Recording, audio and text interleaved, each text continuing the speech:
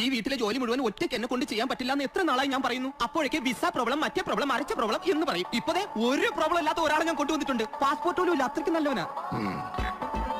നീ എല്ലാ പണിയും വൃത്തിയായിട്ട് ചെയ്യോ? ഞാൻ ചെയ്യിക്കും. I will do.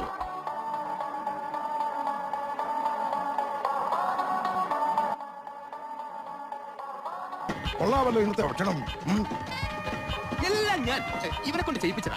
ഈ വീടിങ്ങനെ വൃത്തിയാക്കിയത് ഇവനാണോ? അത് ഇവൻ തന്നെ ചെയ്തത്. നോ, ഇവനെ കൊണ്ട് ഞാൻ ചെയ്യിപ്പിച്ചതാണ്.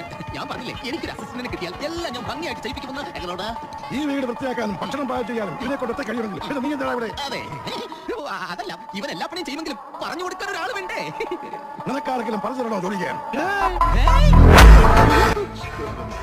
അങ്ങനെ പറയരുത്, പാവം കിട്ടും. പോടാ പുറത്ത്. ഞാൻ പോവില്ല.